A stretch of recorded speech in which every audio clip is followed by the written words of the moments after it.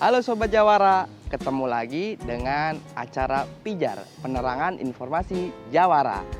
Sekarang kalian bersama dengan guru kekayaan intelektual dari kantor wilayah Kementerian Hukum dan HAM Banten. Kita belajar apa hari ini?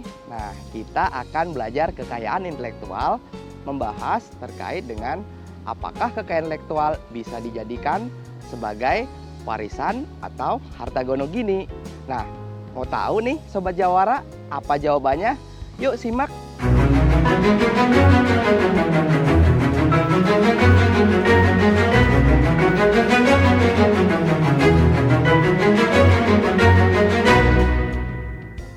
Nah, pada hari ini kita akan membahas kekayaan intelektual sebagai bentuk warisan atau harta gono gini. Nah, gimana kita membahasnya? Nah, pertama kita harus tahu dulu bahwa dalam banyak literatur, kekayaan intelektual juga disebut sebagai aset tidak berwujud. Atau bahasa kerennya adalah intangible asset. Nah, aset tidak berwujud ini sebetulnya punya sifat kebendaan. Nah, sebagai aset tak berwujud yang memiliki sifat kebendaan, kekayaan intelektual pada akhirnya bisa dianggap sebagai sebuah harta.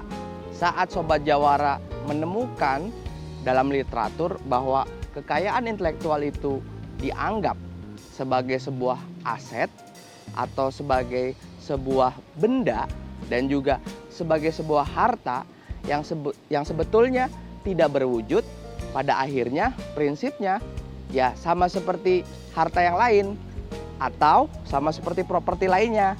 Kalau kita tahu misalnya ada tanah atau misalnya rumah, kemudian kendaraan, itu sebetulnya adalah sebuah aset atau properti yang memang bisa dialihkan. Nah, begitu juga dengan kekayaan intelektual. Coba kita cek salah satu kekayaan intelektual yang contohnya adalah hak cipta.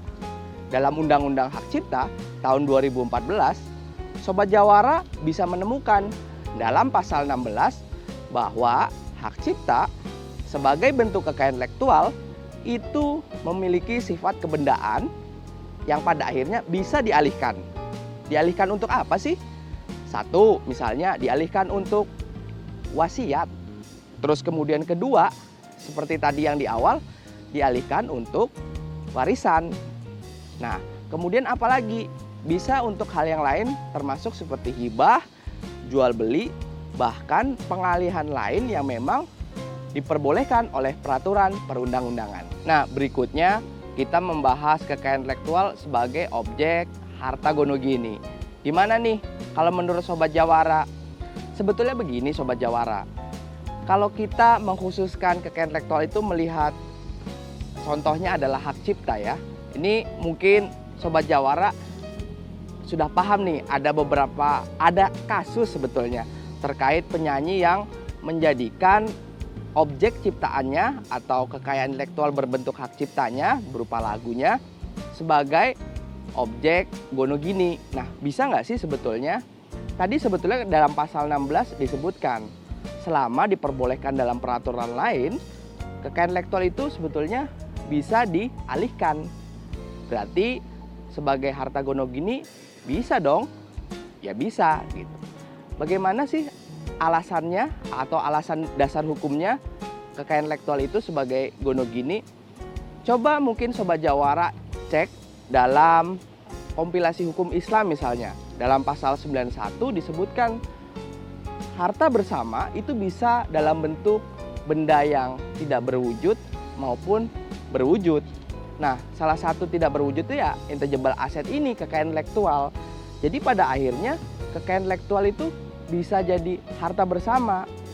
Saat kekayaan intelektual jadi harta bersama, kemudian tidak dilakukan pencatatan perjanjian pranikah misalnya. Nah, kekayaan intelektual itu bisa jadi harta bersama dan saat terjadi perceraian ya bisa jadi objek gono gini. Apalagi tadi kalau tidak diatur sebelumnya. Kalau kita lihat dari beberapa dasar hukum tadi, pasal 16 Undang-Undang Hak Cipta, kemudian pasal 91 kompilasi hukum Islam, bahkan dalam Undang-Undang Perkawinan, sebetulnya pada akhirnya kita dapat menyimpulkan kekayaan intelektual itu sebetulnya adalah harta. Nah, harta ini adalah bentuknya benda yang tidak berwujud. Karena dia bentuknya harta, dia menjadi harta bersama atau harta gono gini.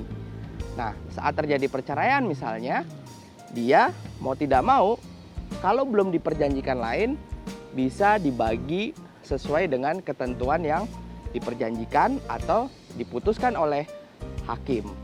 Nah, makanya kawan-kawan sobat jawara sekalian, kita harus sadar bahwa kekayaan intelektual yang kita punya, apapun itu, sebetulnya punya nilai, punya harga, dan pasti bisa dialihkan kok dalam bentuk apapun, warisan, bahkan dia bisa jadi harta gono gini.